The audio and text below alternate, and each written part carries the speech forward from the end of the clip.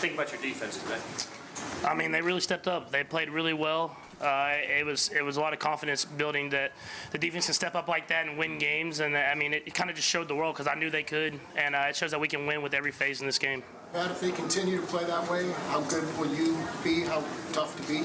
Yeah, I mean, there's no telling. I mean, there's still a long ways to go. We still have to build on this. You have to kind of go through that process. We have a great opponent next week, but it was a great win today. We'll enjoy it tonight and get ready next week. Today was about not letting the Jaguars push you around, both on the offensive line and the defensive line.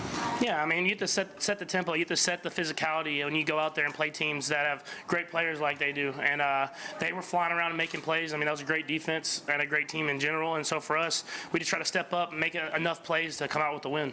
That you all were 5-0 at this point last year. Does this feel any different, any more sturdy than maybe 5-0 did at this point last year? Yeah, I mean, last year we had a great team, and we won a lot of games. But this year we're going to try to just learn from last year, the little drought that we had, and just try to make it a process. I mean, the NFL seasons are long. There's going to be ups and there's going to be downs. But if you kind of just grind out every single day and try to get better every single day, you hope that you can limit the downs and maximize the ups. What's your thoughts on this week's matchup, obviously against Tom Brady? I mean, right now, everyone would consider you the front runner for the MVP, but you're going up against a guy who's won the MVP a few times, as well as 5 times. Yeah, I mean, the Patriots in general they're going to be good year in and year out. It seems like this last decade or two. And so for us, I mean, you're playing a team that's going to be really well coached in every phase of the game. You're playing a team that's going to have one of the best quarterbacks all time at the other quarterback position, and a team that has been really hot as coming into this game. So we're going to try to just go in, doing what we do, keep maintaining this momentum we have going, and hopefully we can go into a hostile environment and get a win. D Ford has mentioned that he wants to be a leader for the defense. You threw your first interception of the year. He comes back with a strip sack fumble that you guys recovered. Just what does it say that he's been making plays all year and seeing that sort of response from the defense after your first mistake throwing the football? Yeah, I mean, it shows what kind of team we are at every phase of the game. I mean, we can win games with everybody on this team. It's not just the offense, not just the defense, not just the special teams. We're a unit, and we believe that. And I'm excited just to come out with the win like we did today, where the defense stepped up and made a ton of plays and gave us chances to make plays. Did it feel any different to you, Pat? You didn't have to score a ton of points in order to win this game? Yeah, I mean, when you play a defense like that, I mean, you're not going to score a ton usually. And so the defense stepped up, made a lot of plays, got us in great field position, and I just went out there and tried to maximize the game plan and try to score points when we could. Just an overthrow on the first. Yeah, Tyreek curled it in perfect. I tried to throw it on time. I kind of overstrided, and I tried to throw it too hard, and I oversold it. But at the same time, those things happen. Being a quarterback, you try to limit them as much as possible. How much do you think going forward, obviously, playing 2 really physical defenses in Denver and Jacksonville, that's going to help you guys, especially once you get closer towards potential playoffs? Yeah, I mean, the first 5 games we've played this year and then next week, I mean, are against teams that could very well be in the playoffs. And so these are teams that you're going to have to beat if you want to get to where you want to be at. And so for us, we're just going to kind of learn from every win that we have, every experience that we have, and try to build on that and limit the mistakes that we have when we watch the film and keep getting better as the season goes on. It didn't look like the interceptions got to you. What did you do mentally to just kind of flush them and stay aggressive? Yeah, I mean, I think it goes back all the way to college and then Coach Reed. I mean, you can't let that stuff bother you. He says that in football you have to have a short memory, especially when you play the quarterback position. You have to. And well, I mean, like you said, the defense got the ball right back to us, and we just try to go down there and put points on the board. How much do you think Tyreek's speed wears down secondary, potentially cornerbacks who have to match up with him 60 plays a game? Yeah, I mean, I think it makes defenses change their whole game plan. So whenever they come against us, they can't play that man coverage on the edge. They have to put someone over the top, and they have to make sure that they account for his speed. And I mean, that helps out a lot whenever you get to like Travis and Sammy in the middle, and then you get the running game going, because you know that the defense can't bring the guys down, because if they do, kind of like the end of the game, we take chances and he makes plays. Looks like you made a concerted effort to get Sammy Watkins involved early and trying to get him a touchdown. Talk about that. I know you've been kind of tweaked him out. Yeah, I just try to play within the game plan. The thing with this offense is everybody has a chance to score, it seems like, on every play, and everybody gets their turn. And so Coach Reed's good with that, and it makes the defense have to cover every single person on the field. And we kind of had it going with Sammy early, and then Travis kind of in the middle, and then Tyreek made the big play at the end. How tough is it late in the game when you're trying to just run out the clock to see Moran go down? Seems to have a significant injury moving forward. Yeah, I mean, it's always tough when guys get injured. Hopefully, it's not too serious. We'll see. But I mean, it's next man up. If so, I mean, Larry is a great leader on that offensive line, and so hopefully we have him back. But we're gonna keep rolling. You saw last year, obviously, from the sidelines when the team played against New England. This will be your first time facing Bill Belichick in that defense, and he's known for being a mastermind defensively. What are you most looking forward to in trying to overcome that next week? Yeah, I mean, he's gonna have a great game plan going into the game. They had a little bit. I think it's like 10 days until they played us playing the Thursday night game. So I'm sure they've watched some games already, and they're gonna watch this game and try to figure out what we struggled with. And so I mean, that's the best part of the NFL is you get to compete against the best, and you get to go out there and try to win against them. Can you describe us the energy in the crowd today when you're on the sideline pumping the crowd up? How'd you guys feed off of that? I mean, it's amazing, honestly. I mean, there's nothing like it. Just being able to pump that crowd up, and I mean, it is a factor in the game. So I'm excited just to keep that going throughout the rest of the season. All right, last one. You mentioned Travis in the middle of some of those big plays. Is he the one guy that maybe sometimes week to week you feel like there's always a matchup you can take advantage of? Yeah, I mean, I think with the weapons that we have, defenses have to put their linebackers and their safeties on them. And with the routes that he runs and the way he's able to just have that feel and get open, I mean, it's hard for those guys to do that. And whenever you have Sammy and Tyreek and Chris Conley outside, they can't help out with them, and so that definitely helps him out. And then he makes plays whenever he gets the chance. All right. As far as the injuries go, really, it's just Eric Berry. Everybody else will work today, and the guys are feeling good. And so with that, we look forward to playing Jacksonville.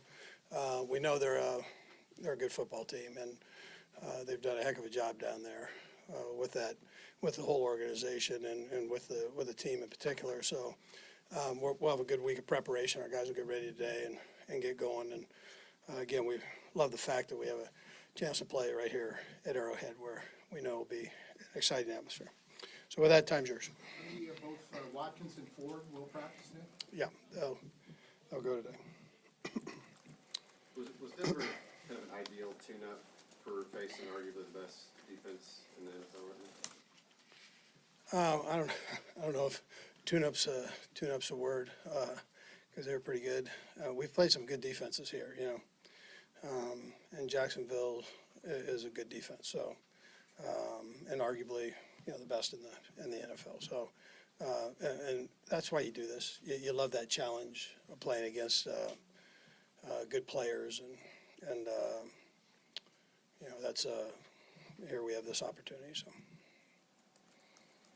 With Eric, do you get a sense that there's something that you guys need to see before clearing him for practice? Is there a hurdle that needs to happen? Yeah, listen, we're literally just taking it day by day. He's going through the rehab and doing that and doing actually better. Every day he's been going here. He's getting a little bit better. So we'll just see. Let's just see how it goes. And one thing about Eric, you have no questions that he wants to be there and go. And so, he's trying everything he can to get himself out there. And we'll just take it day by day and keep doing that. And we've got great communication with him, and we know his desire to be there. So, but again, we want him to be smart, and we want to be smart with it and make sure that it's a long season and that he can do that. So. I guess my thoughts on Andy is because Eric obviously has talked to you on the training staff and understanding what's necessary for him to stay healthy for the long course of the year.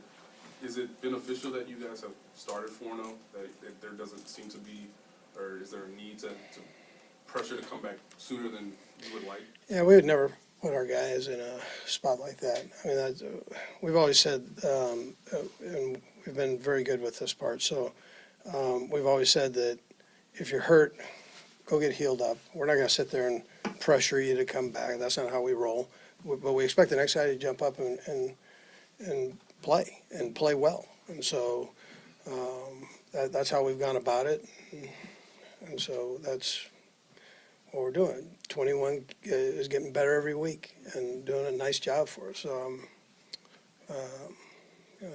that's how we roll. We don't do the other thing. Coach, every week, it seems the Mahomes mania magic, the city buying jerseys, now the national, they're calling him Showtime. I think they called him at least that a few times. How do you help him through that? Because he's only 23 and he's still a young quarterback, but right now the universe is talking about him. Yeah, well, the one thing, he's in the building here all the time, and he's going through the process, and so he exhausts that thing, and that, when you do that the right way, then whatever noise outside of that, you're not oblivious to it, but you're not worried about all that. You're worried about getting ready to play a good football team, and so he's kept great focus on that part, and I wouldn't expect anything different. I mean, that's just how he's wired. So he doesn't know the world is going crazy over him? Right, I don't know. I haven't asked him the question, but maybe he does. But I know it surely hasn't taken away from his preparation. And along those lines, it sounds like you guys are doing your part to keep him in line by busting his chops a little bit. I guess he said that you do the best voice imitation to him. Is that true? And can you Yeah, let's hear it. Yeah, no, I'm good. Maybe it'll come out someday at the end of the year, but not right now. That's the sort of thing you do to just kind of keep him. Well, he's got a unique voice, right? I mean, so it's unique. Go ahead. Go next question. Froggish, yeah. Coach, you mentioned 21 a minute ago. Just with Eric Murray, how is his development? What do you feel like his game's coming? Yeah, well, again, I thought he played a good game this past game. Had a big play there for us, and then is doing. You can see that he's getting a little feel back there and feeling more comfortable back there. So, and seeing things better. And I thought this was his best game to date here. So. Kareem has made some plays leading up to the game on Monday night. Just his performance. How is the fact that I think 75% of his yards came after contact? Just can you speak to that contact balance and talk about it in the past and how that kind of gets the guys going around him and how important that was on Monday? Yeah, so I mean, we all got. I've told you before. I think he's dirty tough. He loves to play the game, and he's a big kid, and that's a good rush defense that he did this against. So, we feel like he's the best in the business. I mean, that's what we think, and so everybody believes in him. He doesn't say a word, and he just goes to work, and you love that part about him. So, given the opportunity, and we got a lot of, there are some other folks that are getting the ball too, but given the opportunity, he takes full advantage of that. So. Andy, do you think your ceiling is higher with this team this year than your other teams here? I think that'll all be, that story will be told when we're done. I'm not good at that. I just. I like this football team, and every week is a new challenge for them. We've got this one now, so and this is a good football team we're playing. So I haven't gone in that area. I don't plan on it till the end of the year, but I will answer that at the end. Yeah. It's only a month and it's only 4 games, but how would you assess Breland Speaks' play when the opportunities have been given to him? Yeah, I think he keeps getting better and better. And remember, he switched positions. He was a guy with a hand in the ground, and now we're asking him to stand up, and he's in coverage, and he's doing all these things. And I think he's another guy that's gotten better every chance he's gotten to be in there, and he's got a good attitude about him, tough kid. We like what we see. So. Andy, during the game, it looked like you were having a lot of one-on-one conversations with Patrick, coaching him up in between series. How different is your coaching relationship with him during the game than it was with Alex? Well, Alex was, he's deep into this thing, and so this gives me an opportunity to go over and talk to him, and I do a lot of listening when I'm over there likewise, so, and just see where he's at, see what he's seen, which is real important. He's got great vision, but just so we're on the same, excuse me, we're on the same page, I think is important. He knows what I'm thinking, I know what he's thinking. He's got great feedback. Mike Kafka's right there, so I'm able to talk with him, and then Chad is a big part of that too. So, and I'm able to give him a little bit of a heads up on maybe what I'm thinking going forward. He gives me an idea of what he likes or sees, and we just kind of put it together and go with that. When's the last time you had a relationship like that with a quarterback? Yeah, I did that with Donovan when he was young, early, and so, and really, even when Alex first came here, because it was important that he was new to the offense, but Alex had the experience of that game experience and going. But I enjoy that part. He gives you great feedback, and so that if you're going over there and it's just call what you want to call it, then you don't need to do that. So. But to have that open communication, I think, is good. And is that made easier at all by the idea that all of a sudden somebody who's been with you so long that you trust him with so much of that side of the ball, right? I mean, I assume versus somebody who's been there long, you probably get them a lot of. You have the luxury of being at training camp, right? So you see how we go offense versus defense, and if we do situational football, they're on the defense on one side and the offense is on the other side. And so with that, you have your 2-minute, your 4-minute, all those things that might affect that. And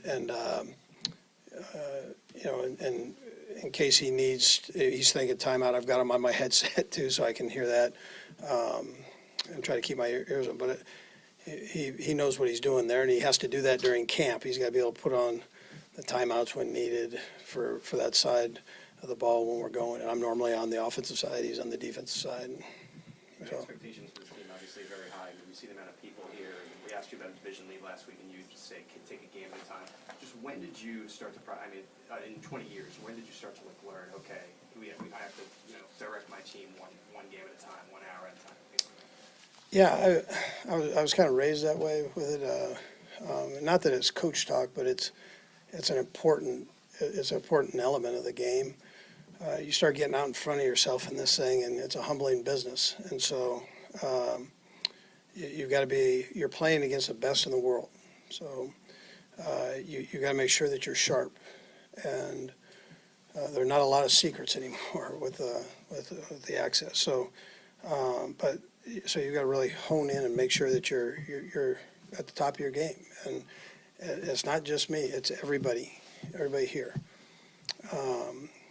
On the football team, coaches and players. And so it's real.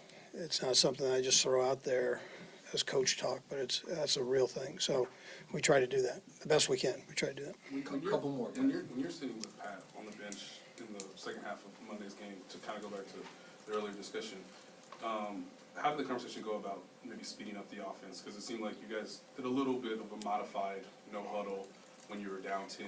Now, some of that may be dictated by the score, but was that sort of the component to the conversation you may have had with him in the second half, seeing what he sees, seeing what you think may work to get you guys going? Yeah, some of that was scored in the fourth quarter. So, but we also have confidence that he can do that.